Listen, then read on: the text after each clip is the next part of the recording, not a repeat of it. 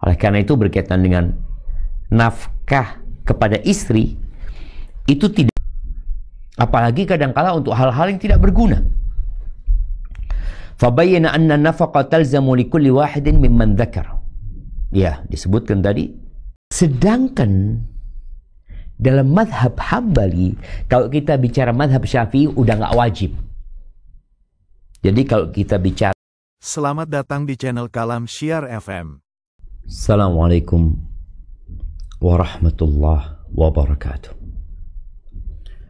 Alhamdulillah alladzi hadana lihadza wa ma kunna linahtadiya laula an hadana Allah.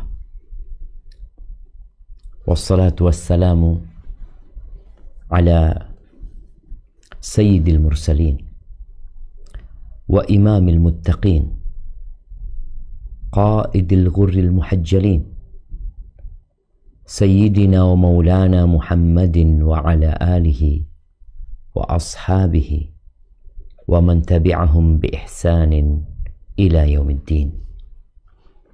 Amma ba'd. Jamaah rahimakumullah, kembali kita berjumpa untuk melanjutkan kajian kita berkaitan dengan nafkah, sebuah karunia Allah yang agung buat kita semua tatkala Allah membimbing kita untuk belajar ilmu agama. Karena dengan belajar kita akan tahu, dengan tahu kita akan berhati-hati, kita akan faham mana yang seharusnya kita lakukan dan mana yang seharusnya kita tinggalkan.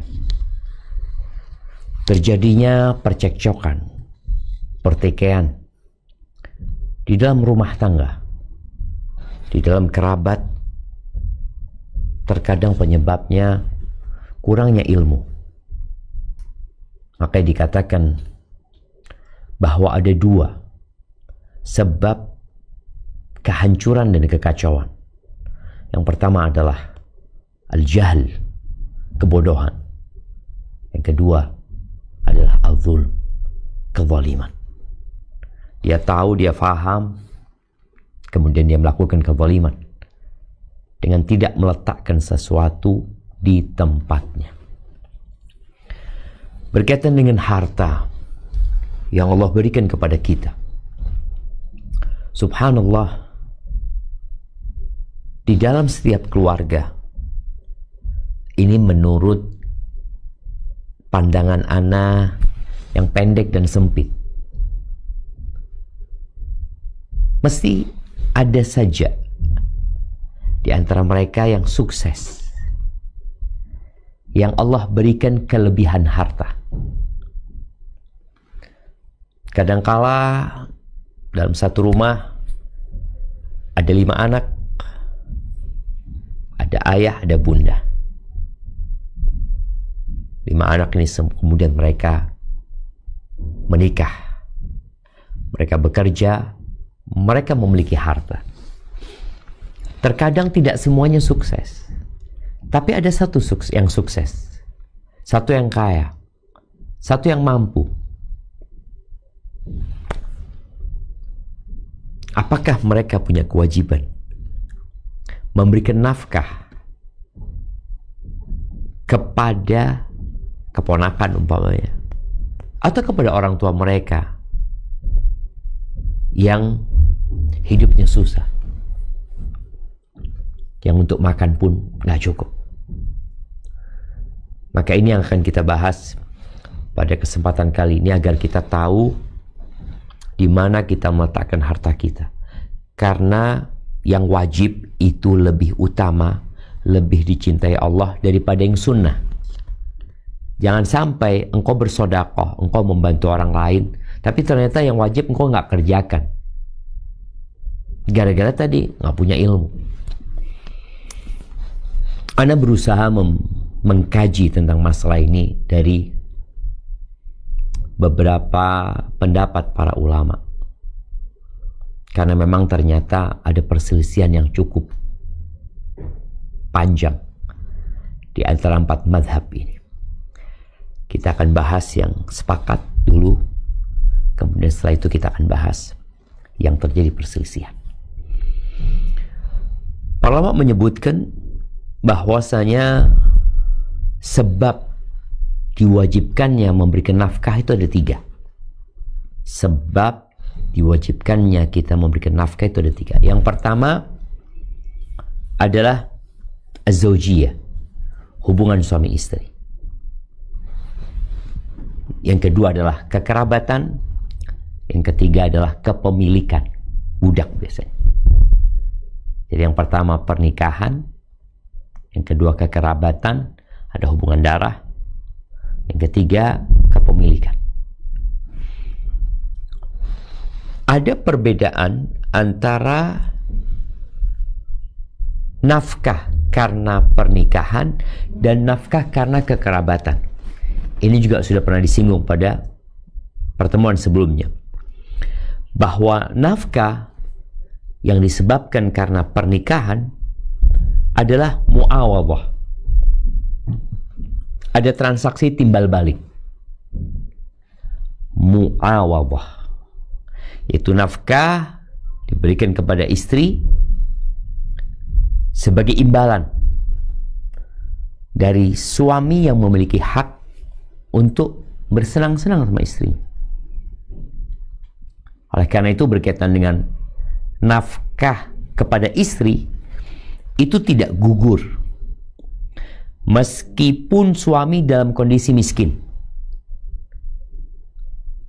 Beda dengan nafkah kepada kerabat. Ketika miskin, ya nggak bisa dia kasih nafkah. Dia makan aja susah, gimana mau ngasih ke orang tuanya? Gimana mau ngasih kepada anaknya? Dia sendiri nggak bisa makan. Tapi kalau kepada istri, itu tidak gugur meskipun dalam kondisi suaminya miskin. Kemudian tidak gugur meskipun waktu sudah berjalan. Artinya sebulan nggak dikasih nafkah, bukan berarti bulan kemarin udah nggak wajib. Tetap kok wajib, kok jadi utang. 3 bulan nggak ngasih nafkah, 4 bulan nggak ngasih nafkah, kok wajib. Terhitung hutang.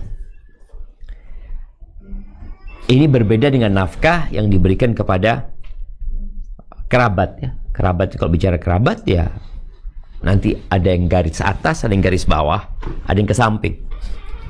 Atau budak tadi. Nafkah kepada kerabat itu adalah muasa. Bentuknya tolong menolong. Masya Allah. Afwan jamaah. Jadi nafkah kepada keluarga itu babnya bab tolong menolong. Sedangkan nafkah kepada istri itu mu'awadhah. Tadi ada transaksi timbal balik.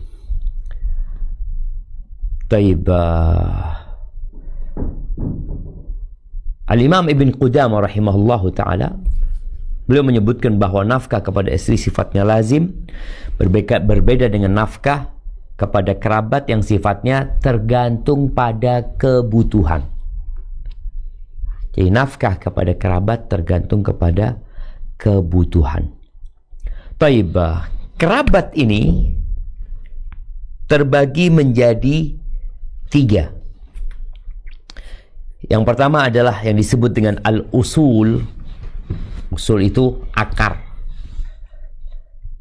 Kalau akar itu bawah ya. Nah, akar ya. Akar itu siapa? Ya orang tua, kakek dan nenek ya. Itu disebut usul. Asalnya kita dari mereka. Baik, ana berasal dari siapa? Dari ayah.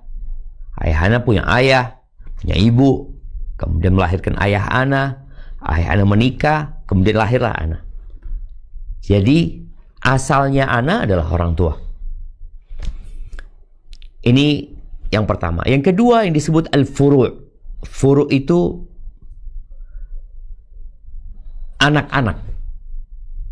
Jadi setelah ada akar, ada batangnya, kemudian jadilah cabang-cabang. Nah, cabang-cabang itu adalah anak-anak keturunan masuk di dalamnya. cucu dan cicit. Mereka disebut kerabat. Yang ketiga disebut dengan al-hawashi. Al-hawashi itu kerabat dengan jalur ke samping. Ke samping anak, ada kakak, ada adik. Nanti ke sampingnya dari kakak adik, ada keponakan. Dari jalur ayah, sampingnya ayah. Ada siapa? Ada paman dari pihak ayah, ada paman dari pihak ibu, ada bibi-bibi juga. Yang dari mereka akan muncul anak-anak mereka yang sepupu sama kita. Ini disebut kerabat dari jalur al-hawashi. Taib, berkaitan dengan yang pertama, nafkah kepada orang tua. Maka diwajibkan atas anak yang mampu. Ingat ya, kalau bicara mampu dalam hal nafkah ini, dia memiliki yang untuk dimakan untuk kebutuhan hari itu, kebutuhan dia, kebutuhan istrinya, nafkah kepada istrinya. Terus nanti kalau bicara anak-anak, karena anak-anak lebih utama daripada orang tua, menurut pendapat banyak ulama ya. Nanti. Jadi anak yang didahulukan. Kalau udah lebih, atau juga tadi budaknya. Ini kau punya budak, kau wajib kasih makan dia. Lebih dari itu, maka engkau punya kewajiban memberikan nafkah kepada orang tua. Anak akan membacakan ucapan Syekh bin Utsaimin rahimahullahu ta'ala agar kita mendapatkan gambaran yang jelas ya. Kalau dikatakan tadi orang yang mampu. Taibah.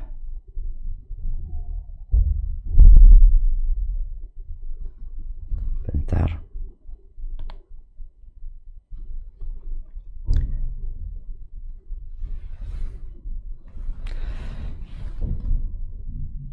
Beliau menyebutkan ya, idza fadala aw fadula an quti nafsihi wa zawjatihi wa raqiqihi yaumahu wa lailatahu. Seorang ini wajib memberikan nafkah apabila dia memiliki kelebihan harta setelah mencukupi kebutuhan makanan dirinya, istrinya, lalu disebutkan budaknya, untuk sehari semalam. Karena besok nggak tahu kita hidup atau tidak. Jadi dikatakan dia mampu, dia punya untuk dirinya, istrinya, budaknya, untuk sehari semalam. Lalu disebutkan wa kiswatin wa sukna min hasilin au mutahassilin. Dia juga punya kebutuhan pakaian dan tempat tinggal. Jadi bukan hanya makan. Makan yang kita sering istilahkan sandang, pangan, papan. Lalu disebutkan dari mana hasil uangnya ini? Berasal dari harta yang mengalir. Hasil usaha atau gaji atau keuntungan. Bukan dari modal pokok, bukan dari harga rumah yang dimiliki atau alat kerja dia. Syekh bin Utsaimin memberikan penjelasan. Jadi boleh jadi orang ini dia punya usaha. Usahanya dia umpamanya ojek online. Tahu-tahu datang orang tuanya. Engkau jual motormu. Kasih makan aku. Kalau dijual motor, hanya nggak bisa kerja gitu loh. Sedangkan nafkahnya itu diambil dari motor ini. Jadi motor ini alat kerjanya. Dia adalah alat untuk menghasilkan. Yang dari hasilnya lah dia memberikan nafkah. Atau nih anak punya rumah, jual rumahmu, engkau ngontrak, berikan sebagai nafkah. Oh, enggak juga, karena ini dibutuhkan. Jadi bicara nafkah itu, subhanallah, adalah harta yang mengalir sebenarnya. Dari hasil usaha, dari gaji, dari keuntungan, bukan dari modal pokok, ingat. Tadi dari harga rumah yang dimiliki, atau dia kalau dia punya mobil yang untuk naksi umpamanya, jual mobilmu buat nafkah. Enggak, karena dari sana dia memberikan nafkah. Jadi di sini wajib bagi anak yang mampu. Tadi mampu itu disebutkan, dia punya kelebihan dari hasil yang dari gaji dia umpamanya, dari hasil kebun dia. Bukan kebunnya suruh jual kemudian suruh kasih nafkah, enggak. Dari hasilnya. Jadi disebutkan wajib buat anak atau atas anak yang mampu memberikan nafkah kepada kedua orang tuanya al-faqiraini. Yang keduanya fakir. Jadi wajib nih anak ini ngasih nafkah kepada yang bagian atas ya. Dan juga nanti bagian bawah. Apa dalilnya? Dalilnya firman Allah Azza wa Jalla di surat Al-Isra ayat 23. Coba kita baca. Nah. A'udzu billahi minasyaitonir rajim. Wa qada rabbuka alla ta'budu illa iyyahu wa bil walidaini ihsanan imma yablughanna 'indakal kibar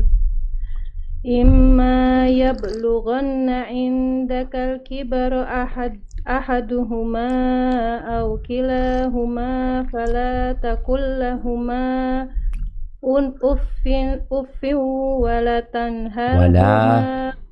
wala tanharhuma Naam. wa qul lahumā qawlan karīmā.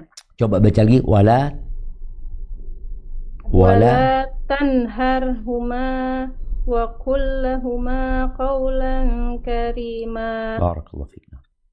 Dan Tuhanmu telah memerintahkan supaya kamu jangan menyembah selain Dia, dan hendaklah kamu berbuat baik kepada ibu bapakmu dengan sebaik-baiknya. Jika salah seorang di antara keduanya atau kedua-duanya sampai berumur lanjut dalam pemeliharaanmu, maka sekali-sekali janganlah kamu mengatakan kepada keduanya perkataan dan janganlah kamu membentak mereka, dan ucapkanlah kepada mereka perkataan yang mulia. Barakallahu fiik. Di ayat ini Allah Azza wa Jalla setelah memerintahkan anak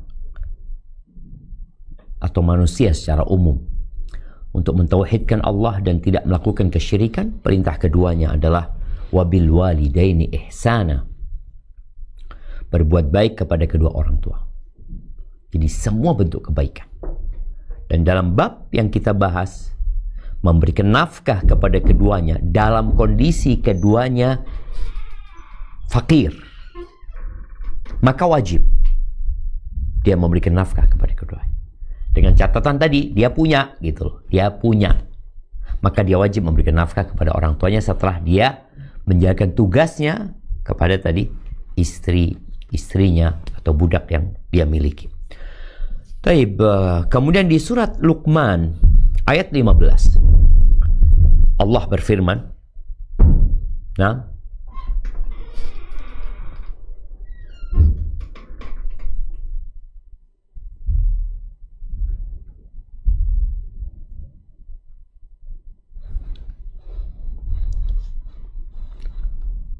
tafadhali. A'udzu billahi minasyaitonir rajim.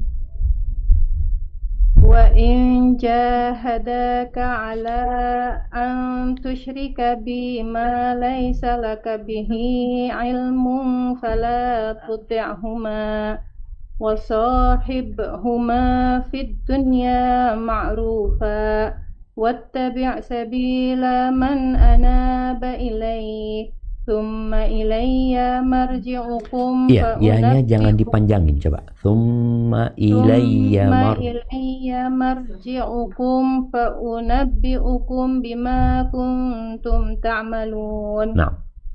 Dan jika keduanya memaksamu untuk mempersekutukan dengan aku sesuatu yang tidak ada pengetahuanmu tentang itu, maka janganlah kamu mengikuti keduanya dan pergaulilah keduanya dengan baik, dan ikutilah jalan orang yang kembali kepadaku. Kemudian hanya kepadakulah kembalimu, maka kuberitakan kepadamu apa yang telah kamu kerjakan. Barakallahu fiik. Allah Azza wa Jalla memerintahkan di sini, wasahibhuma fid dunya ma'rufa, dengan cara yang ma'ruf, engkau dampingin keduanya. Maka termasuk hal yang ma'ruf yang harus dilakukan oleh seorang anak terhadap kedua orang tuanya adalah mencukupi kebutuhannya. Jadi kalau bicara wajib, anak nih, bapak ibunya makan sehari itu 100.000. Bapak ibunya hanya punya 50.000. Maka wajib, kita bicara yang wajib buat anak, dia ngelengkapin 50.000-nya. Kalau dia lebihkan, itulah ihsan nantinya. Jadi paling tidak ada minimalnya yang harus dilakukan. Tapi untuk berbuat baik ya nggak ada batasannya. Anak berbuat baik kepada kedua orang tuanya. Di hadis Aisyah radhiyallahu taala anha, Nabi alaihi salatu wasallam bersabda, inna atyaba ma akala ar-rajulu min kasbihi wa inna waladahu min kasbihi. Jadi termasuk yang terbaik yang dimakan oleh seseorang itu adalah hasil kerja dia, bukan hasil kerja orang, hasil kerja dia. Dan termasuk dari hasil kerjanya adalah anaknya. Jadi bagi anak yang punya kelebihan harta, ada kewajiban buat dia untuk memberikan nafkah kepada orang tuanya. Dan ada ijma' di antara para ulama ya, bahwa hal itu memang hal yang wajib. Dan kita tahu kalau seorang ayah itu melakukan tindakan kriminal kepada anaknya umpamanya, nggak ada kisos buat ayah dan bunda ini jemaah.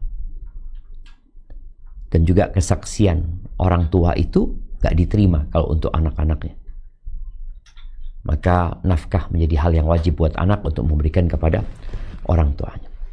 Taib, bagaimana nafkah kepada kakek dan nenek? Dan yang ke atasnya lagi.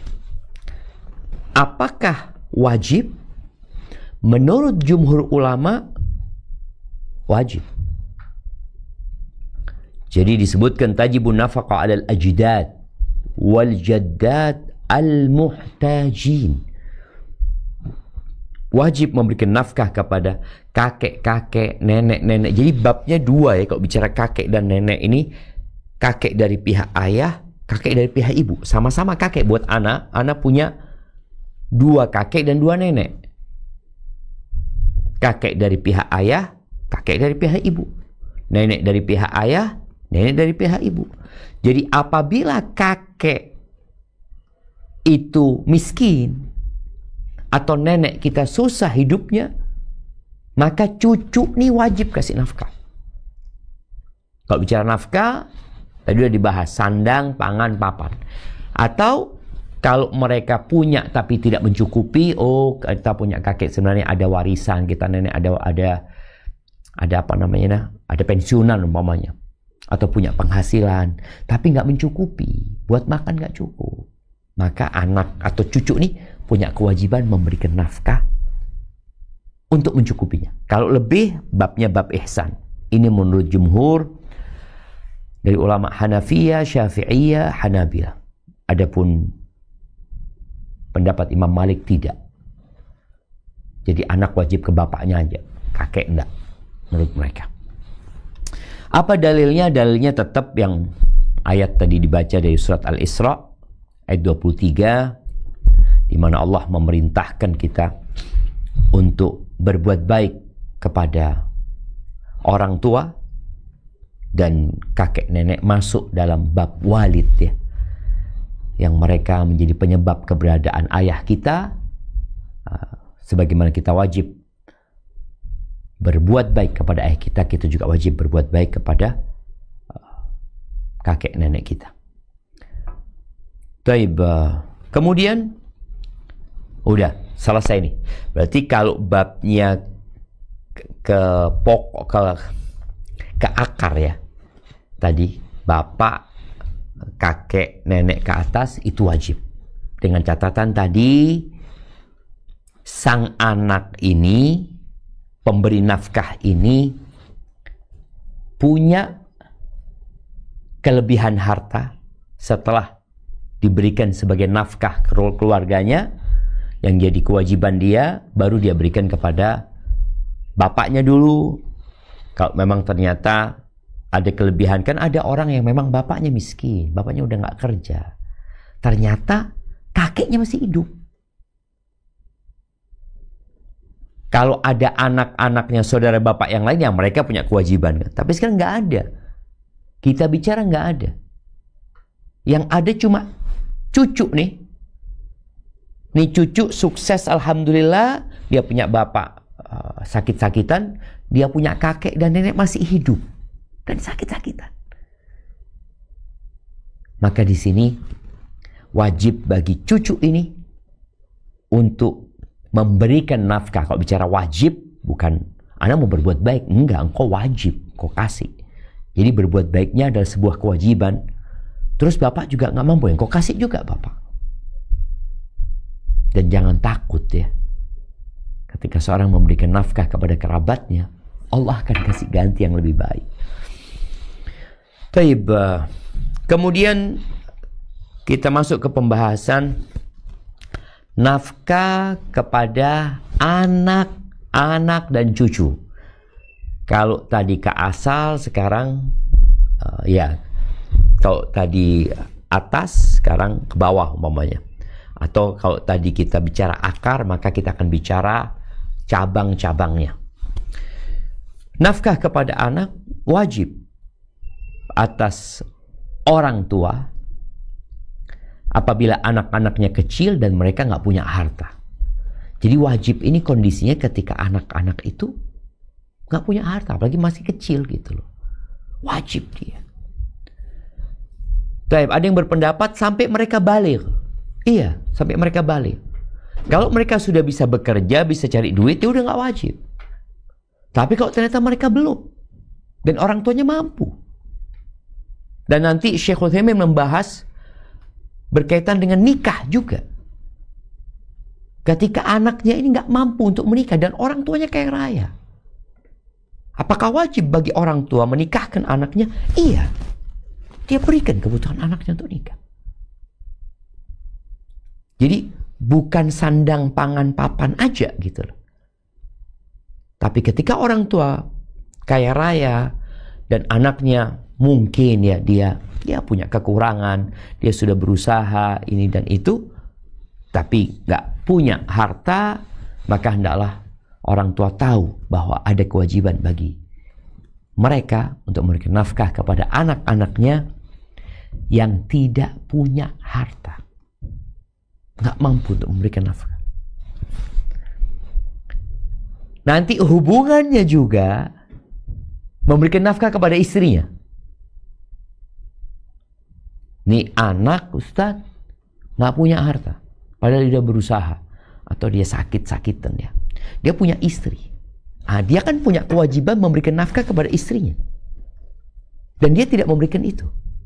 Maka wajib bagi yang punya kewajiban memberikan nafkah kepada anaknya, ngasih kepada istri. Karena ada sebagian perempuan mengatakan, Ustaz, suami anak ini dapat nafkah dari orang tuanya, Ustaz. Loh, nggak ada masalah. Yang penting engkau dapat nafkah. Dan suamimu dapat nafkah yang halal dari orang tuanya. Nggak ada masalah. Jadi jangan dijadikan beban. Karena merasa, enggak, anak ngasih nafkah anak ini mertua, Ustaz. Iya, mertua ngasih kepada suamimu, kemudian suamimu memberikan kepada dirimu. Apa dalilnya bahwasanya orang tua wajib memberikan nafkah kepada anak-anaknya? Dalilnya perintah Allah Azza wa Jalla di surat Al-Baqarah 233. Nah, silakan dibaca. أعوذ بالله من الشيطان الرجيم والوالدات يرضعن أولادهن حولين كاملين لمن أراد أن يتم الرضاعة وعلى المولود له رزقهن وكسوتهن بالمعروف لا تكلف نفس إلا وسعها لا تضار والدة بولدها ولا مولود له بولده لا تضار والدة بولدها ولا مولود له بولده وعلى الوارث مثل ذلك فإن أراد فصالا عن تراض منهما وتشاور فلا جناح عليهما وإن أردتم أن تسترضعوا أولادكم فلا جناح عليكم إذا سلمتم ما آتيتم بالمعروف واتقوا الله واعلموا أن الله بما تعملون بصير. Dan ibu-ibu hendaklah menyusui anak-anaknya selama 2 tahun penuh, bagi yang ingin menyusui secara sempurna, dan kewajiban ayah menanggung nafkah dan pakaian mereka dengan cara yang patut. Seseorang tidak dibebani lebih dari kesanggupannya. Janganlah seorang ibu menderita karena anaknya, dan jangan pula seorang ayah menderita karena anaknya. Ahli waris pun berkewajiban seperti itu pula. Apabila keduanya ingin menyapih dengan persetujuan dan permusyawaratan antara keduanya, maka tidak ada dosa atas keduanya. Dan jika kamu ingin menyusukan anakmu kepada orang lain, maka tidak ada dosa bagimu memberikan pembayaran dengan cara yang patut. Bertakwalah kepada Allah dan ketahuilah bahwa Allah Maha melihat apa yang kamu kerjakan. Barakallahu fiik ya. Coba kita renungkan firman Allah di surat Al-Baqarah ayat 233 ini. Di situ Allah mengatakan wa 'alal mauludi lahu rizquhunna wa kiswatuhunna bil ma'ruf. Buat ayah nih yang punya anak itu, dia wajib memberikan nafkah kepada mereka, memberikan pakaian kepada mereka dengan cara yang ma'ruf. Dan disebutkan la tukallafu nafsun illa wus'ah. Orang tidak dibebani di luar batas kemampuannya. Kemudian ada pembahasan, ada potongan ayat di sini yang nanti kita akan baca berkaitan dengan yang bukan dari atas dan bawah. Bicara kewajiban nafkah ini. Disebutkan di sini wa 'alal warithi mithlu dzalik. Dan atas orang yang mewarisi itu juga ada kewajiban yang sama. Karena nanti bagaimana ketika anak ini bapaknya meninggal dunia, ada ibu dan ada kakeknya. Siapa yang wajib memberikan nafkah kepada anak ini? Bapaknya mati, kakeknya masih ada, ibunya ada. Sebagian ulama membagi kewajiban nafkah kepada ni anak, ni cucu sesuai dengan bagian warisan yang akan didapat. Berapa dia akan dapat warisan? Dia dapat umpamanya 1/6 kalau punya saudara umpamanya, atau 1/3, maka sisanya kakeknya, karena nanti kakeknya akan mewarisi kalau dia mati, seperti itu. Tapi kembali, jadi nafkah kepada anak wajib bagi orang tua, bagi bapak ya, bicara orang tua ini adalah ayah punya kewajiban memberikan nafkah kepada anak-anaknya. Di hadis Aisyah radhiyallahu taala anha, ketika Hind bintu Utbah berkata kepada Nabi alaihi salatu wassalam tentang suaminya, "Ya Rasulullah, inna Aba Sufyan rajulun syihhi atau syahi." Wahai Rasulullah, sesungguhnya Abu Sufyan itu orang yang pelit ya. Dan dia tidak memberi yang cukup buat aku dan anak-anakku. Illa ma akhadtu minhu wa huwa la ya'lam, kecuali yang aku ambil dengan cara dia nggak tahu. Hanya mencukupinya. Apa kata Nabi SAW? Khudhi ma yakfiki wa waladiki bil ma'ruf. Di mana Nabi SAW mengatakan kepada Hind, ambillah yang cukup buat engkau. Nah, cukup buat engkau sebagai seorang istri. Kan kita udah bahas nafkah kepada istri. Dan anak-anakmu, anak-anak dari Abu Sufyan nih, bil ma'ruf, dengan cara yang ma'ruf, yang sesuai dengan kebutuhan tadi. Ma'ruf ini kan beda ya. Kalau umpamanya nih orang miskin, orang kaya. Orang miskin makan tempe cukup umpamanya, karena memang anak itu saat yang anak makan. Tapi ini orang enggak, ini anaknya orang kaya memang. Biasa dia makan umpamanya ya iga bakar umpamanya, atau bajunya mereknya apa yang biasa dipakai untuk orang sekelas dia, ya silakan ambil dengan cara yang ma'ruf. Jadi wajib buat orang tua memberikan nafkah kepada anak-anaknya. Kemudian di hadis yang diriwayatkan Imam Bukhari dari Abu Hurairah radhiyallahu taala anhu, qala an-nabiy sallallahu alaihi wasallam, afdalus sadaqati ma taraka ghinan. Sedekah yang paling baik itu yang masih meninggalkan kecukupan gitu loh. Jangan sampai sedekah habis, akhirnya kok jadi miskin dan minta-minta kepada orang. Wal yadul ulya khairun minal yadis sufla, dan tangan yang di atas lebih baik daripada tangan yang di bawah. Ini sebuah arahan ya, agar kau jangan terlalu senang kalau dikasih terus. Kapan kau berbagi? Jadilah tanganmu di atas. Wabda biman ta'ul, dan mulailah dengan yang menjadi kewajibanmu untuk memberikan nafkah. Taqulul mar'ah imma an tut'imani wa imma an tutalliqani.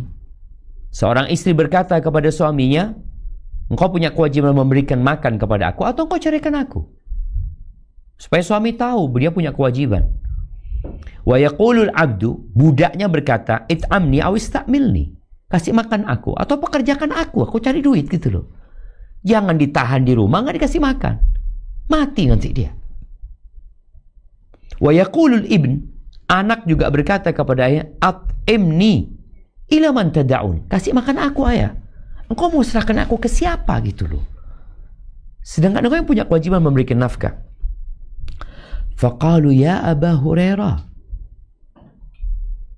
wahai Abu Hurairah, sami'ta hadha min Rasulillah sallallahu alaihi wasallam, engkau mendengar ini dari Rasul sallallahu alaihi wasallam? Qala la, hadha min kisi Abu Hurairah. Abu Hurairah mengatakan, enggak, ini dari kantongnya Abu Hurairah radhiyallahu taala anhu. Jadi berkaitan dengan bagaimana anak ini berkata kepada orang tuanya,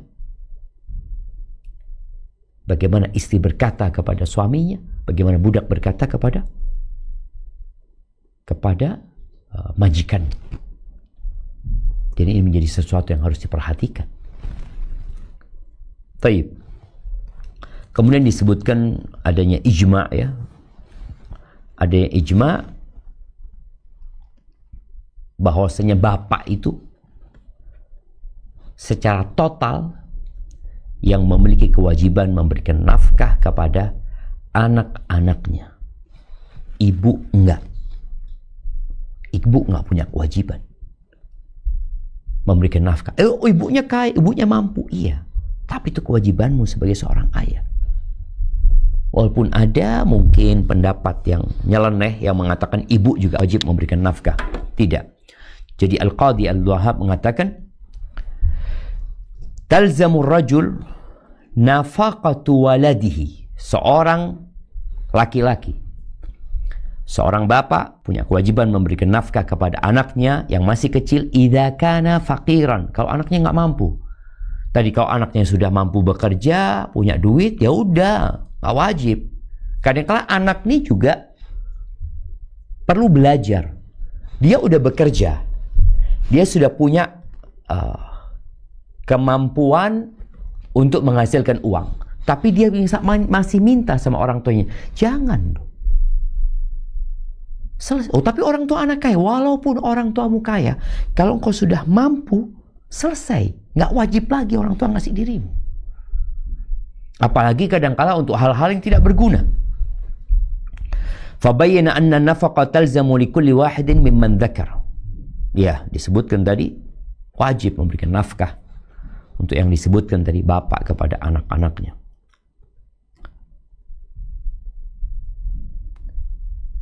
Taib, di sini sebutkan juga Ibnu Hazm mengatakan wajib bagi ayah memberikan nafkah kepada anaknya, yang laki yang perempuan, yang mereka belum baligh, wala lahum mal hatta yablugh, dan keduanya juga nggak punya harta gitu sampai mereka baligh. Kalau sudah balik nggak wajib lagi, asalkan anaknya udah mampu gitu. Dan ini juga anak harus berusaha untuk bekerja mencari nafkah. Tapi kalau mereka memang nggak mampu, ya tetap ada kewajiban bagi ayah untuk memberikan nafkah kepada anaknya. Taib. Bagaimana nafkah kepada cucu? Anak udah selesai. Ini orang punya cucu. Boleh jadi cucunya ini dari anak perempuannya, tapi tetap disebut cucu ya. Maka afwan ya, ada cucu ini ada dua macam sebenarnya. Ada cucu dari jalur anak laki-laki, ada cucu dari jalur anak perempuan. Nah, cucu dari jalur perempuan atau siapa saja ya yang dari jalur perempuan itu disebut dhawir rahim. Disebut dhawir rahim. Jadi hubungan kekerabatannya itu karena rahim nantinya. Jadi semua yang kekerabatannya itu disambungkan dengan perempuan, maka masuknya dhawir rahim.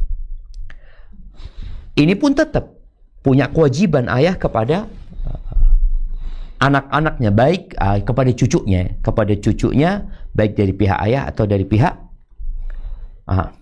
baik dari pihak anak laki-laki atau dari pihak anak perempuan.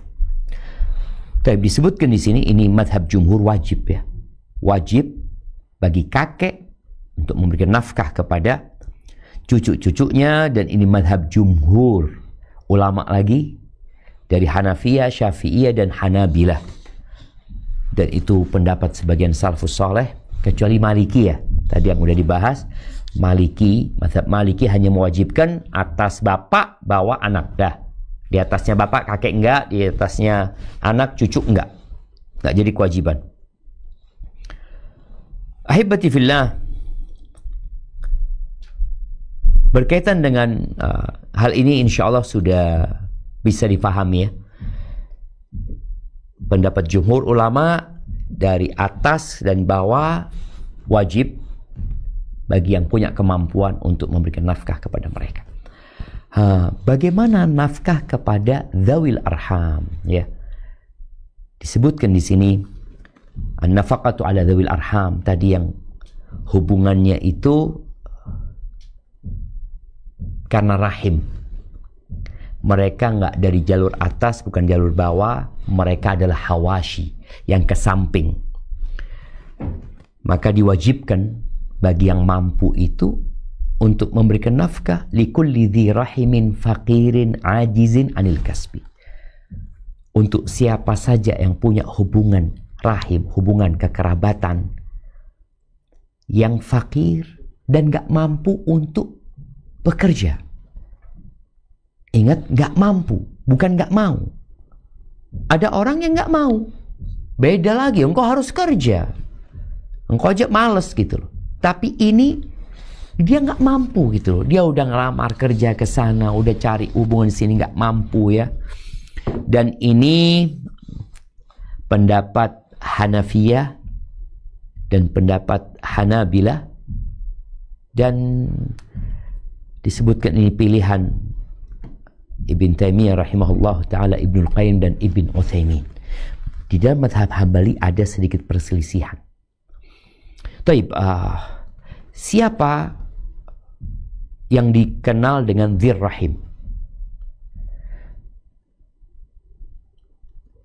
Dalam pendapat Al-Hanafiyah, mungkin teman-teman yang di Australia banyak di sana orang-orang yang menggunakan mazhab Hanafi, disebut bidhi mahramin, bidhi rahimin mahram.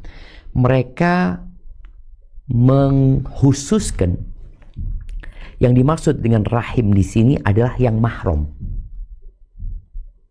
Jadi yang kalau salah satunya perempuan nggak boleh nikah. Masuk di sini paman, bibi, saudara, saudari, khol. Khol ini dari saudaranya ibu, dan disebutkan wala tajibu li ghairi dzi rahimin mahram. Adapun yang bukan mahram maka nggak wajib. Seperti sepupu, enggak. Anaknya paman, anaknya bibi. Wala li mahramin ghairi dzi rahim. Dan juga nggak wajib mahram tapi bukan rahim. Dia mahram tapi bukan rahim gitu loh. Nggak ada hubungan darah kecuali hubungan susuan umpamanya. Ini saudara susu gitu loh. Ini keponakan susu, ini bibi susu. Nggak wajib ya. Sedangkan dalam mazhab Hambali, kalau kita bicara mazhab Syafi'i udah nggak wajib.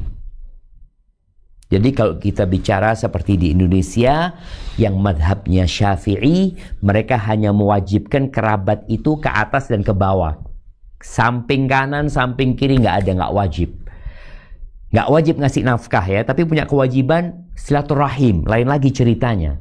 Kita punya kewajiban silaturahim kepada mereka, tapi bukan kewajiban nafkah. Apa bedanya menyambung rahim dengan nafkah? Menyambung rahim itu nggak harus dengan harta. Boleh jadi dengan kunjungan. Boleh jadi dengan ya ketemu sama mereka. Boleh jadi dengan harta. Dengan harta kita bantu semampu kita gitu loh. Tidak mencukupi nafkah. Kalau bicara wajib nafkah, maka wajib mencukupi nafkah. Kalau tadi rahim yang dimaksud dalam mazhab Hanafi yang mahram ya, kerabat yang mahram. Sedangkan dalam mazhab Hambali mereka menyebutkan rahim yang saling mewarisi. Jadi kalau mereka saling mewarisi atau yang memberikan nafkah akan mewarisi yang dikasih nafkah ini, maka wajib buat mereka. Wajib memberikan nafkah seperti kepada saudara. Karena kalau mereka saling mati, mereka akan saling mewarisi umpamanya karena nggak punya anak. Kan ada saudara yang jomblo sampai tua dia dan dia tidak mampu. Maka saudaranya wajib karena mereka saling mewarisi ya. Kemudian juga anak paman ya. Anak paman ya. Kalau dia saling mewarisi, sedangkan buat bibi enggak. Karena tidak saling mewarisi nantinya. Taib, ahibati fillah, namun tadi yang disebutkan itu adalah pendapat dari kalangan Hanafi dan dari kalangan Hambali. Kalau dari kalangan Maliki sudah kita sampaikan mereka hanya memutus ke atas bapak, ke bawah anak saja, cucu enggak, ke atas kakek tidak. Adapun dalam mazhab Syafi'i atas terus, bawah terus, tapi ke samping enggak. Al-Imam Ibnul Qayyim rahimahullahu taala, beliau berpendapat ya, bahwasanya beliau mengatakan, itu gua nak bacakan.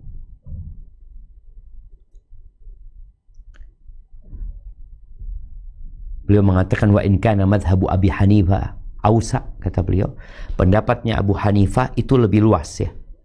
Dari satu sisi dibandingkan pendapatnya Imam Ahmad yang hanya mewajibkan bagi yang saling mewarisi. Tapi Abu Hanifah enggak. Mereka pokoknya ada hubungan kekerabatan, ke samping tadi, dan mereka adalah mahram, maka wajib kita kasih nafkah kepada bibi kita yang nggak mampu, kepada paman kita. Tapi kepada anaknya bibi enggak, kepada anaknya paman enggak, karena mereka nggak mahram sama kita gitu. Dan disebutkan, dan ini pendapat yang wahwa sahih fid dalil ya, secara dalil kata Ibnu Qayyim ini yang sahih. Kenapa? Karena silaturrahim yang Allah perintahkan untuk disambung dan diharamkan masuk surga bagi orang yang memutuskannya. Beliau mengatakan fannafaqatu tastahiqqu bi syai'ain. Nafkah itu menjadi wajib karena dua hal. Karena saling mewarisi, seperti yang tadi di Al-Baqarah 233, wa 'alal warithi mithlu dzalik, dan dengan hubungan rahim, bukan saling mewarisi, tapi karena mereka adalah kerabat rahim tadi, dengan sunnah Nabi alaihi salatu wassalam. Kemudian disebutkan bahwa Umar bin Khattab radhiyallahu ta'ala anhu habasa asabata sabin an yunfiqu alaihi. Bagaimana Umar menahan atau memenjara asobah dari seorang bayi yang mereka sebenarnya mewarisi bayi ini, diperintahkan kepada mereka untuk memberikan nafkah kepadanya, wa kanu banu ammihi, dan mereka adalah anak-anak pamannya disebutkan. Kemudian ada ucapan Zaid bin Thabit, idza kana ammun wa ummun, apabila ada paman dan ibu. Ini ada anak bapaknya mati, ada ibu dan ada paman sekarang. Siapa yang wajib memberikan nafkah kepada anak ini? Kalau anak ini meninggal dunia, ibu dapat warisan, paman dapat warisan. Ini anak mamai tadi nggak punya siapa-siapa, dia masih jomblo juga.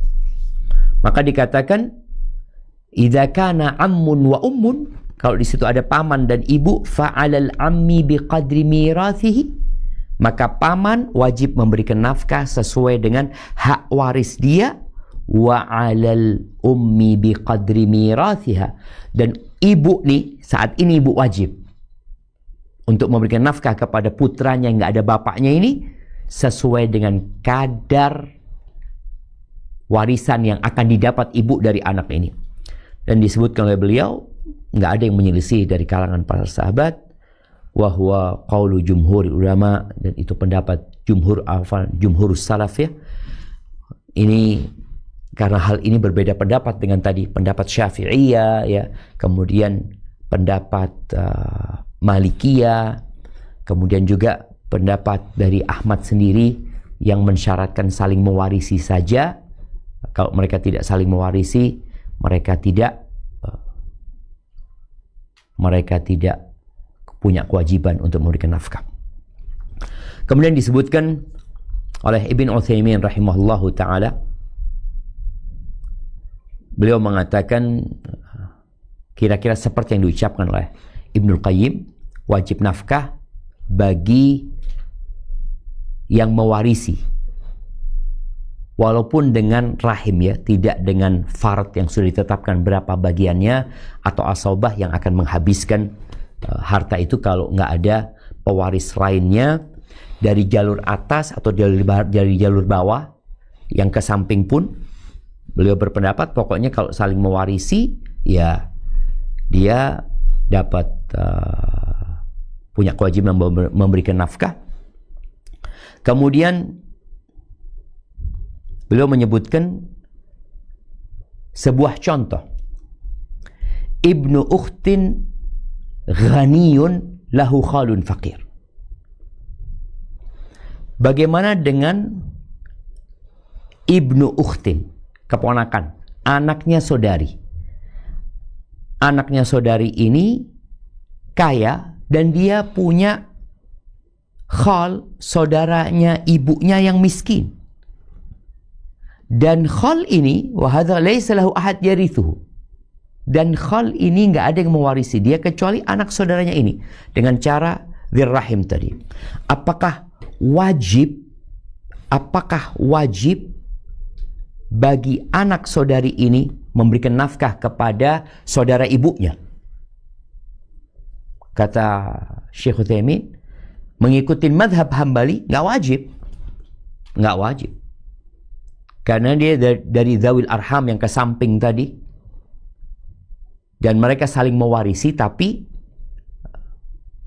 bukan dengan asobah atau dengan furud ya. Tapi kata beliau pendapat yang rajih wajib gitu. Pokoknya saling mewarisi walaupun jalurnya nggak lewat jalur yang sudah ditetapkan oleh Allah Azza wa Jal, fard atau asobah yang akan menghabiskan sisa ketika uang itu tersisa dan ahli waris tidak menghabiskan, ahli waris yang ditetapkan itu tidak menghabiskan harta itu, maka tetap dia punya kewajiban memberikan nafkah kepada mereka. Taib ahibati fillah.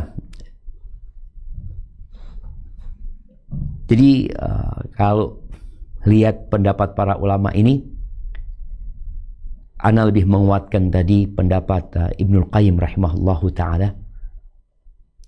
Jadi kewajiban memberikan nafkah itu bukan hanya babnya bab saling mewarisi. Jadi kalau babnya saling mewarisi, ya sudah. Saling mewarisi dengan syarat lagi ya. Yang disebutkan oleh madhab Hambali. Syaratnya itu mewarisi tidak dengan rahim. Tapi dengan fard, bagian yang sudah Allah tetapkan di dalam Al-Quranul Azim, atau asobah yang menghabiskan tatkala ada sisa dari warisan itu. Apa dalilnya? Dalilnya firman Allah di surat Al-Anfal ya, ayat 75. Coba kita baca.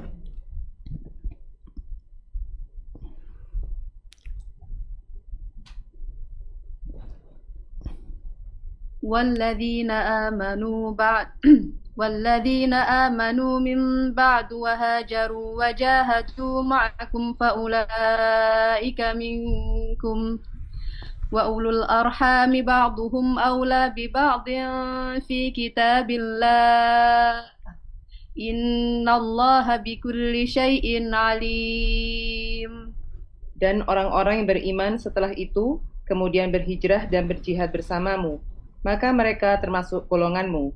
Orang-orang yang mempunyai hubungan kerabat itu sebagiannya lebih berhak terhadap sesamanya daripada yang bukan kerabat menurut kitab Allah. Sungguh Allah Maha mengetahui segala sesuatu. Barakallahu fikum ya. Ini jamaah ya, kalau kita lihat Allah menyebutkan bahwa yang punya hubungan kerabat itu lebih berhak dengan sebagian lainnya. Sehingga pendapat Abu Hanifah yang mewajibkan nafkah itu kalau ada hubungan kekerabatan dan mahram. Ada hubungan kekerabatan dan mahram, tidak harus saling mewarisi. Berbeda dengan pendapat Hambali yang mewajibkan harus saling mewarisi. Kalau nggak saling mewarisi, udah nggak ada masalah. Itu nggak wajib memberikan nafkah. Dan mewarisinya pun menurut pendapat yang lebih rajih dengan apapun ya, pokoknya saling mewarisi. Mereka punya kewajiban untuk memberikan nafkah. Kemudian juga firman Allah di surat Al-Isra ya. Ana bacakan mungkin wa ati dzal qurba haqqahu ya, berikan kepada, coba dibaca. وآت ذا القربى حقه والمسكين وابن السبيل ولا تبذر تبذيرا. أي الآية يا أستاذ؟ Nah, tafadhal. Artinya?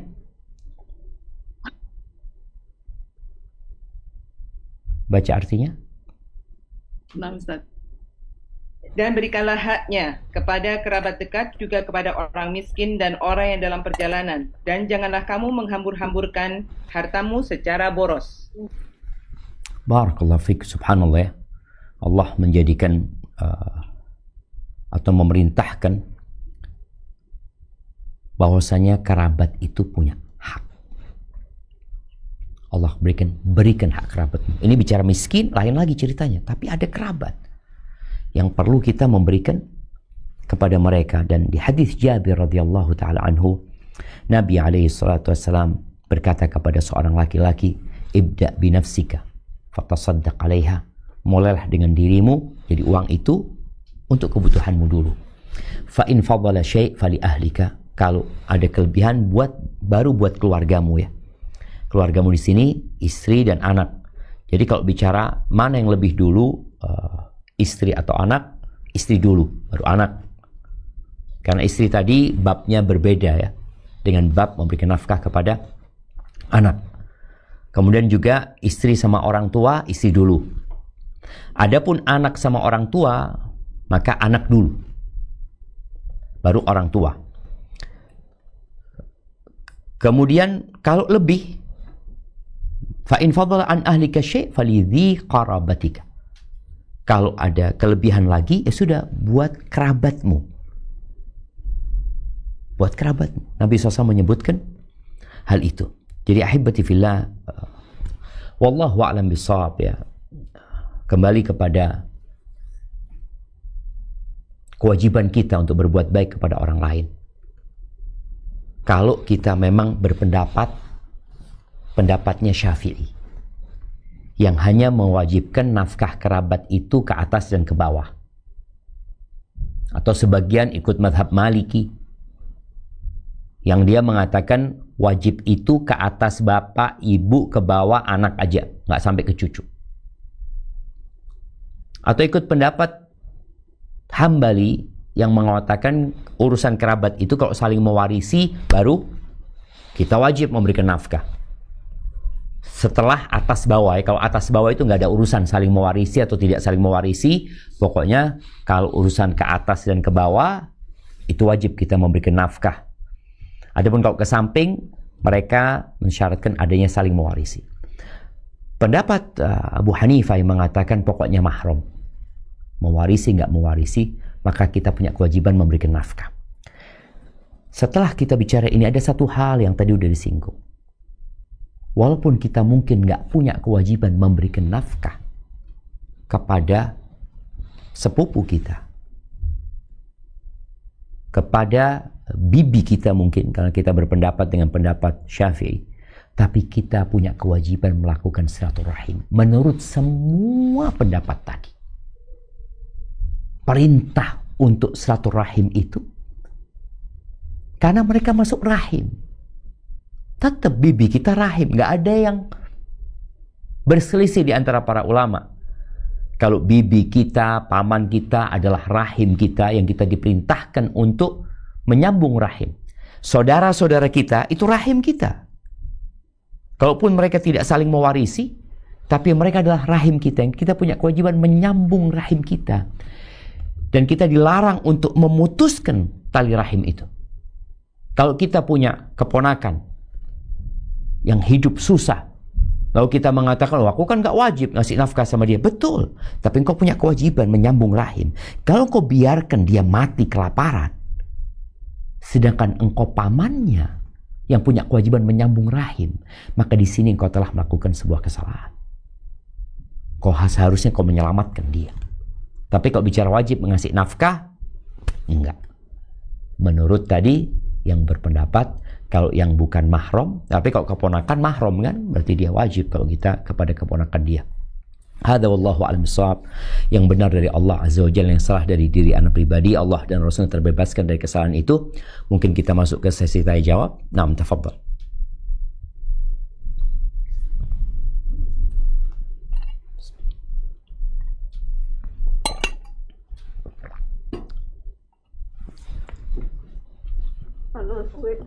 Barakallahu fiik Ustadz. Melbourne sepertinya agak ada halangan.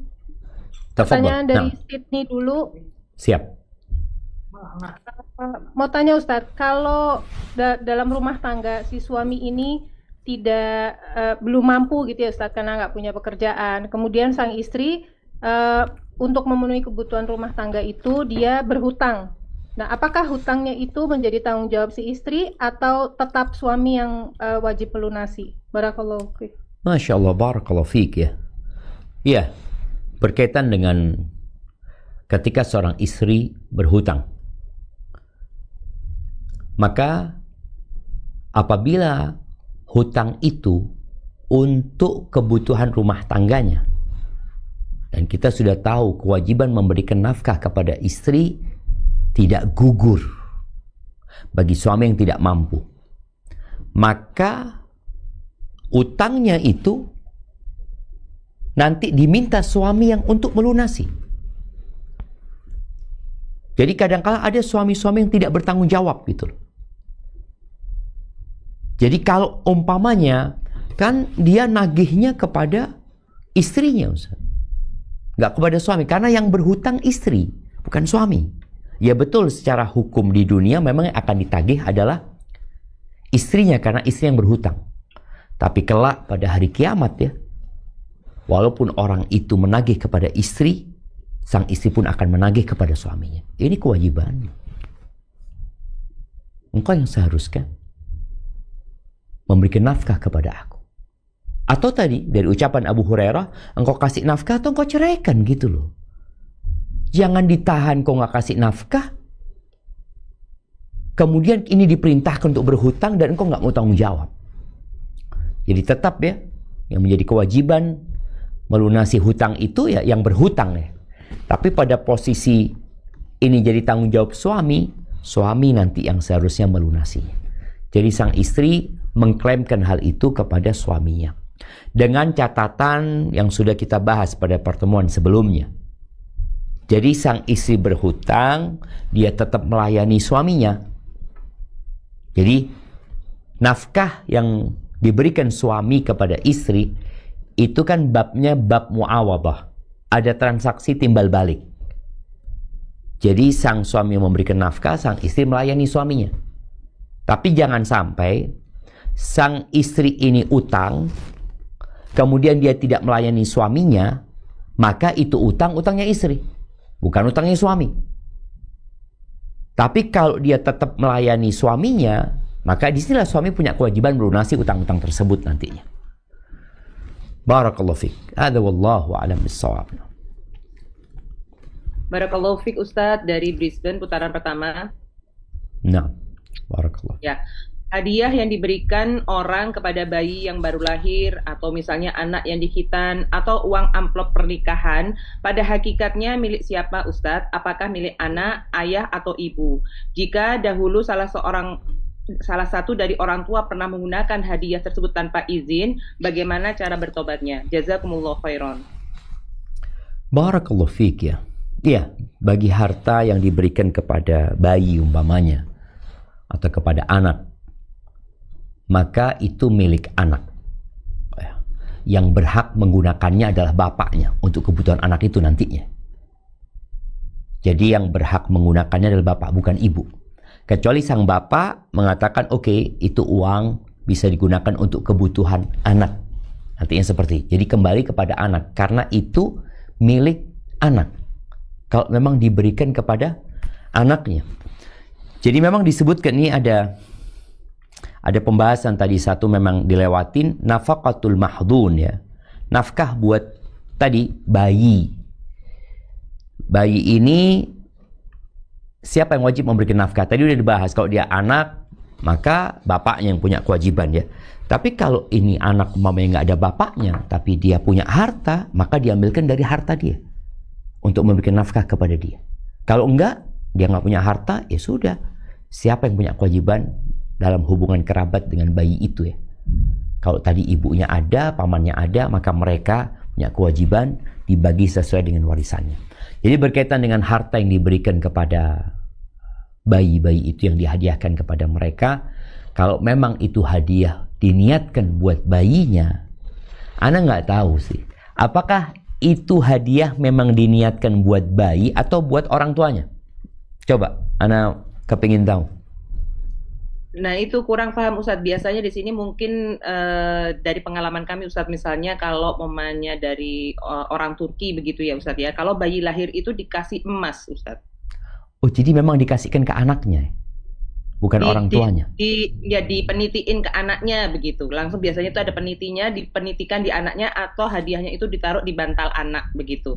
Nah, ini bagaimana Ustadz? Apakah ini punya anak atau punya orang tua? Secara budaya dan tradisi ya, apakah memang itu diniatkan buat anak atau buat orang tuanya? Ini kan kita sendiri tahu ketika kita ngasih hadiah itu sebenarnya yang kita maksudkan buat anaknya atau buat orang tuanya. Kita kalau ngasih hadiah. Sepertinya kalau lebih ini sepertinya untuk anak Ustadz ya. Kalau hadiah bayi itu sepertinya untuk anak. Nah, kalau yang kawinan itu gimana? Ya, kalau buat anak berarti memang milik anak. Jadi yang boleh menggunakan adalah ayahnya ketika dibutuhkan, karena wali dari anak itu adalah ayahnya, bukan ibunya. Jadi ibu tolong dijaga itu anak, itu apa? Itu harta, karena yang berhak menggunakannya adalah wali dari anak tersebut, itu bapaknya. Kalau sudah dipakai umpamanya, maka ya dikembalikan kalau udah dipakai gitu.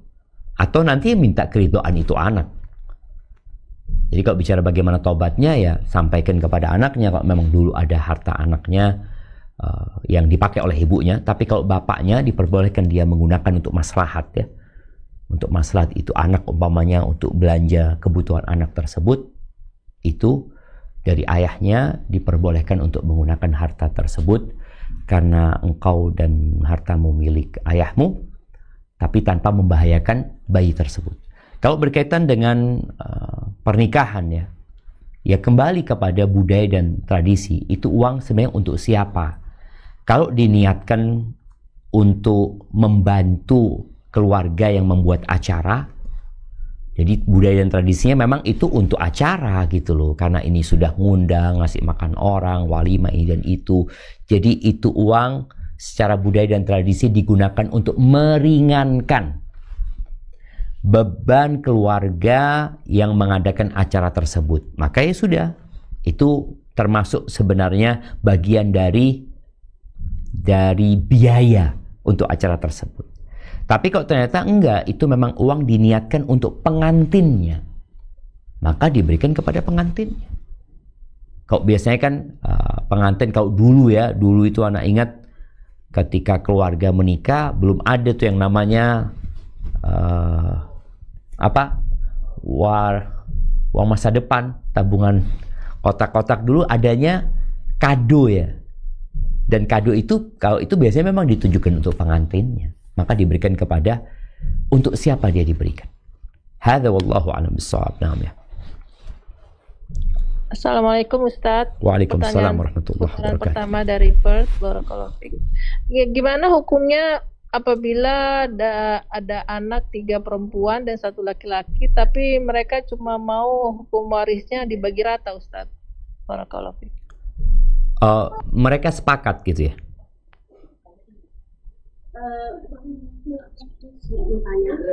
Mereka sepakat. Iya, sepakat minta dibagi rata gitu. Oh iya, berarti kan yang anak laki-laki meridhokan bagian dia. Kalau sepakat nggak apa-apa gitu, Ustaz. Iya, artinya begini. Sejatinya pembagian waris itu sudah Allah tetapkan. Ketika Allah menetapkan, umpamanya tadi 3 anak perempuan, 1 anak laki-laki. Dan si laki-laki mengatakan, oke, bagianku sudah sama seperti kalian. Artinya dia mengikhlaskan bagian dia tanpa menentang aturan Allah Azza wa Jalla. Dan ini yang perlu digarisbawahi. Karena ada yang menuntut untuk dibagi rata. Menuntut. Maka mereka dosa. Karena kalau yang perempuan ini nuntut, enggak, kita harus bagi rata. Loh, enggak. Hakmu itu separuh dari hakku yang laki-laki. Ketika iya betul, tapi ayolah ikhlasin gitu. Momen dia minta kepada yang laki-laki ini untuk mengikhlaskan dan dia ridho, nggak ada masalah. Artinya sebenarnya baginya nggak rata, tapi bagian si anak laki-laki ini diberikan kepada saudara-saudaranya. Jadi dia dapat bagian rata karena dia memberikan haknya kepada mereka. Tapi kalau mereka nggak mau, mereka mintanya rata, menuntut hal itu, maka mereka berdosa. Karena kadang-kala mereka beranggapan bahwasanya aturan Allah Azza wa Jalla nggak adil. Atau dia meminta hak saudaranya yang laki-laki. Jadi dipaksa. Kalau tahu saudara laki-lakinya nggak ridho, maka haram mereka ambil bagian. Jadi umpamanya nih ya, 3 perempuan 1 laki. Yang 2 ini maksa. Akhirnya daripada ribut yang laki oke lah, padahal dia nggak ridho. Yang 1 ini tahu, maka bagian dia yang akhirnya rata kan, dia lihat bagian yang laki ini diambilkan dari uangnya, balikin. Karena dia nggak ridho sebenarnya. Maka tolong jangan sampai kita melakukan sesuatu yang menyebabkan orang lain terpaksa ridho, padahal dia nggak ridho. Tetap ridho ini urusan hati ya. Jadi kalau kita tahu dia nggak ridho, ya tetap nggak halal. Walaupun pada akhirnya iya dia nggak apa-apa, padahal hatinya nggak mau sebenarnya. Hadza wallahu a'lam bissawab. Nah.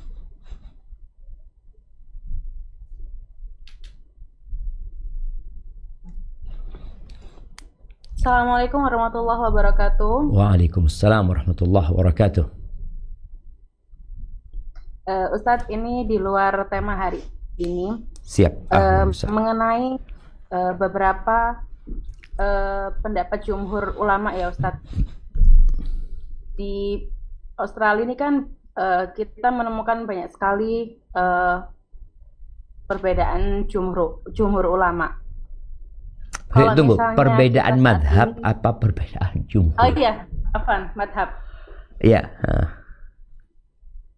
Kalau misalnya kita mengikuti, saat ini kita mengikuti Imam Syafi'i, bolehkah kita mengikuti juga pendapat madhab-madhab yang lain, Ustaz? Dalam satu permasalahan. Di masalah lain ya, kadang-kadang seperti itu ya. Nah, taib, berkaitan dengan orang awam itu memang madhabnya itu mengikuti ulamanya. Jadi madhabnya orang awam itu memang bertanya. Ketika dia bertanya kepada seorang syekh, ya, kemudian dia percaya dengan syekh ini, ustadz itu, dan memberikan arahan, dia tahu nih orang yang bertakwa kepada Allah Azza wa Jalla, ya sudah, ikut nggak apa-apa. Dan boleh jadi syekh yang ditanya itu menggunakan madhab Syafi'i, dan di waktu lain dia menggunakan madhab Hambali, karena menurut dia itu yang lebih rajih. Walaupun dia madhab aslinya Syafi'i umpamanya. Diperbolehkan dia. Bukan si orang awam ini nyari-nyari yang nyaman buat dia. Ketika dia lihat madhab Hambali cocok, dia ikutin. Dalam hal ini, umpamanya tadi, bicara nafkah, ana ikut madhab Syafi'i. Pokoknya yang wajib atas bawah, saudara-saudari nggak wajib gitu. Nanti dalam urusan nikah tanpa wali dia ambil mazhab Hanafi. Jadi ini yang terlarang gitu loh. Tapi kalau dia memang enggak, ana memang nggak ngerti, ana ikut pendapat syekh. Ana tanya syekh apa hukumnya, dikasih penjelasan, ya sudah silahkan. Kalau engkau seorang yang bisa mengkaji dan mempelajari, lain lagi ceritanya. Dia tanya dan syekh menjelaskan ada 2 pendapat. Umpamanya kayak tadi. Ana sampaikan, kenapa ana sampaikan hal ini? Karena memang boleh jadi orang yang mendengar ini akan menyalahkan. Umpamanya dia madhabnya Syafi'i, dia dengar, oh wajib memberikan nafkah kepada kakak beradik. Oh ini salah Ustadz ini. Nggak wajib, yang wajib itu cuma ke atas ke bawah gitu loh. Maka ana jelaskan tadi, bahwasanya ada pendapat yang hanya mewajibkan atas bawah, samping enggak. Kita nggak wajib, ana nggak wajib ngasih nafkah kepada kakak ana, adik ana, keponakan ana, walaupun mahram sama ana, umpamanya. Walaupun saling mewarisi umpamanya, nggak wajib. Maka ana jelaskan ini. Dengan harapan kita jadi memahami. Kalau tadi umpamanya yang mendengar ini, kemudian dia melihat kayaknya anak ikut pendapat ini. Kenapa engkau ikut pendapat tadi? Pendapat yang mungkin tadi dengan pendeknya ilmu ana, dangkalnya ilmu ana katakan ya pendapat Abu Hanifah ya, yang mengatakan rahim yang mahram itulah yang jadi kewajiban kita dalam kerabat kita, bukan hanya atas dan ke bawah. Ya, itu mungkin yang ana sampaikan. Tapi orang ini yang mendengar, oh ana mau ikut pendapat mazhab ini. Kenapa engkau ikut? Kenapa engkau ikut? Enggak, soalnya ana sama Ustadz ini kok ana nyaman hati ana, dia menyampaikan dengan dalil Al-Quran dan Sunnah, tafadhol. Tapi bukan nyari-nyari, jadi pindah-pindah mazhab karena mencari yang enak. Itu yang terlarang. Hadza wallahu a'lam bissawab. Nah. Barakallahu fiik, pertanyaan dari Canberra, Ustadz. Naam, tafadhali. Ya, bagaimana hukumnya orang tua yang selalu menganggap anaknya berhutang budi kepada mereka? Jadi begitu anaknya sukses, orang tua menganggap itu adalah karena usahanya orang tua. Sehingga ketika anak itu sukses, orang tua menyandarkan seluruh kebutuhannya kepada anaknya tersebut. Dan jika tidak dipenuhi, maka orang tua akan menganggap anak itu durhaka. Padahal orang tua bukannya tidak mampu lagi untuk bekerja, tapi hanya tidak mau. Bagaimana pendapat Ustaz mengenai hal tersebut? Jazakallah khairan. Barakallahu fiik. Nah, mahibati fillah, memang kita itu harus belajar jadi orang tua, harus belajar jadi anak, harus belajar menjadi pasangan ya, sehingga kita tahu dengan hak dan kewajiban. Kalau tadi disampaikan bagaimana menghadapi orang tua yang merasa anaknya utang budi. Kalau orang tua mengatakan anaknya utang budi, betul. Kita utang budi sama orang tua dan nggak akan pernah kita bisa membalasnya. Nggak akan bisa. Kenapa? Ya gimana? Satu rasa sakit dia ketika melahirkan kita. Bapak kita yang berusaha, yang bekerja, merawat ibunda kita ya, mengasih makanan yang cocok buat janinnya ini, bagaimana proses lahiran dilakukan, itu nggak akan bisa dibalas sama anak. Makanya balasan buat orang tua itu ya tentunya rahmat Allah Azza wa Jalla yang lebih baik daripada dunia dan isinya. Tapi tadi ada orang tua yang sejak awal pernikahannya juga, pernikahan itu ada yang transaksional. Kemudian ketika dia berbagi kepada anaknya, membesarkan anaknya juga transaksional. Dia berpikir, aku minta balik nantinya. Maka hal inilah yang menyebabkan munculnya anak-anak yang benci sama orang tuanya, munculnya orang tua yang hidup menderita. Baik, kalau tadi dikatakan apabila sang anak sukses, maka kita udah bahas anak punya kewajiban memberikan nafkah kepada orang tuanya kalau dia mampu dan orang tuanya tidak mampu. Ini wajib ngasih nafkah kebutuhan orang tuanya. Tapi kalau orang tuanya mampu, maka sang anak punya kewajiban ya berbuat baik kepada orang tuanya dengan memberikan hadiah ya, dengan menyenangkan hati orang tuanya. Dan sang anak harus tahu bahwasanya apa yang kau berikan kepada orang tuamu akan dapat balasan dari Allah Azza wa Jalla. Jadi sang anak bersabarlah menghadapi orang tua yang seperti itu. Ya udah, selama engkau bisa mencukupi kehidupan keluargamu dan engkau punya lebih, berikan kepada orang tua. Kalau nanti orang tua menganggap engkau durhaka ini dan itu, nanti akan ada persidangan pada hari kiamat. Tapi kalau engkau nggak mampu, engkau punya kebutuhan, ya nggak harus kau ngasih orang tuamu. Apalagi orang tuanya mampu gitu. Kalau tadi dikatakan orang tua nggak mau kerja, udah mungkin dia tua, udah capek ini dan itu, dan dia merasa anaknya punya, ya sudah engkau penuhi kebutuhan. Jadi kalau bicara penuhi kebutuhan, yang wajib nantinya adalah sandang, pangan, papan. Bukan untuk hidup bermewah-mewahan, ya enggak.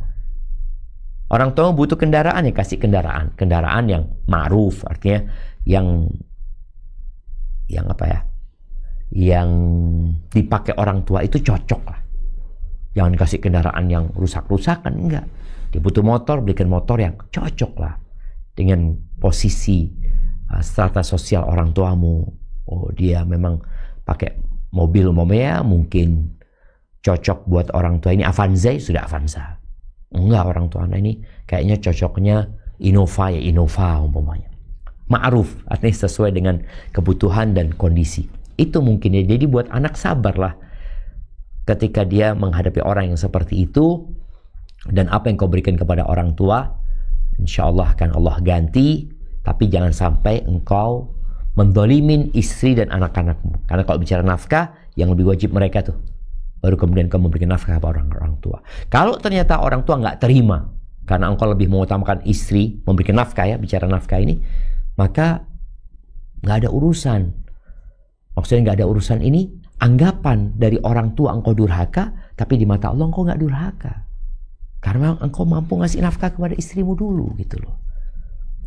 Dan buat para suami ya, sampaikan kepada istrimu, ini para istri juga, kalau engkau ke tempat mertua dan engkau dikasih hadiah sama suamimu, umpamanya gelang emas, cincin emas, atau tas yang mahal ini tuh, jangan ditunjukkan kepada orang tua suami.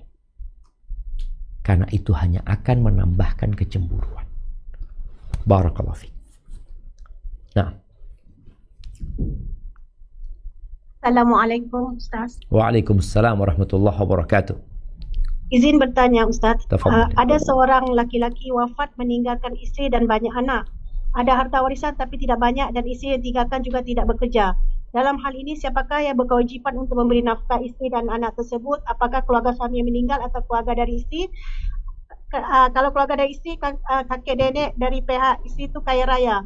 Jazakallah khair Ustaz. Masya Allah, barakallahu fiik. Iya, ahibati fillah, berkaitan dengan istri dan anak-anak yang suaminya meninggal dunia, bapak anak-anaknya meninggal dunia.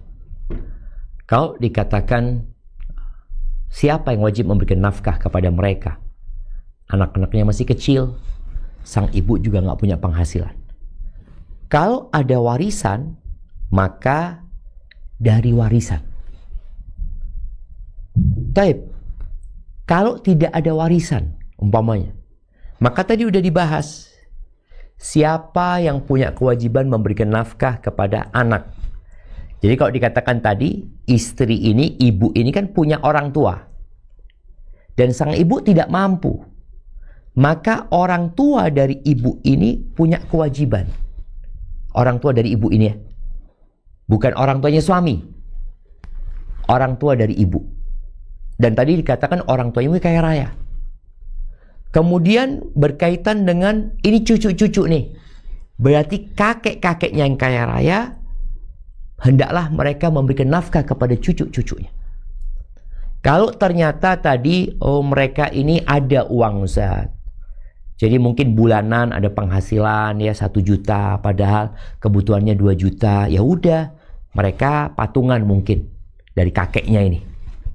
Jadi kalau bicara kakek ini tadi, kalau dia punya harta, maka hendaklah dia memperhatikan cucu-cucunya karena mereka punya kewajiban. Jadi kalau membahas yang ke atas dan ke bawah, tadi udah disampaikan bahwasanya dalam madhab Hambali ya, dalam madhab Syafi'i, dalam madhab Hanafi, mereka sepakat bahwasanya kakek punya kewajiban memberikan nafkah kepada cucu-cucunya, baik kakek itu dari pihak ayah atau dari pihak ibu, karena Nabi SAW beranggapan bahwasanya Hasan dan Husain itu cucu Nabi SAW. Walaupun jalurnya kan, nasabnya Hasan dan Husain ini Hasan bin Ali bin Abi Thalib.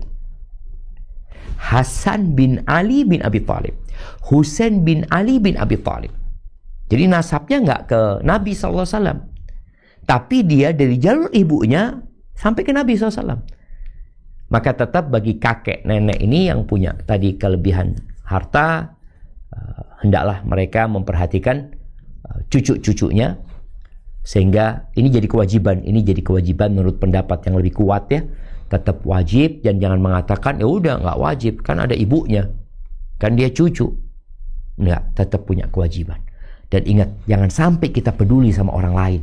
Kita berbagi dengan orang-orang yang jauh di sana ya, di seberang pulau, di negara yang lainnya. Sedangkan nih cucu-cucu yang merupakan tanggung jawab dari kakek neneknya atau kakeknya tadi, kalau bicara ada kakeknya yang kaya raya, maka hendaklah mereka memberikan nafkah kepada cucu-cucunya. Kalau tadi nggak ada kakek neneknya, yang ada ibu dengan paman, pamannya kaya, maka paman yang memberikan nafkah kepada keponakan-keponakannya ini ya. Apabila tadi apalagi si pamannya akan mewarisi keponakannya. Beda kalau pamannya tidak mewarisi, karena itu anak laki-laki dan tidak akan mewarisi mereka, warisan mereka akan habis dimakan mereka, umpamanya seperti itu, lain lagi ceritanya. Tapi kalau itu anak-anak masih kecil, artinya kalau anak itu meninggal dunia, paman ini akan mendapatkan warisan dari keponakannya ini, maka wajib bagi paman untuk memberikan nafkah kepada keponakannya. Intinya jemaah tadi, ana lebih menguatkan pendapat yang kerabat ini baik ke samping tetap punya kewajiban memberikan nafkah sesuai dengan kemampuannya.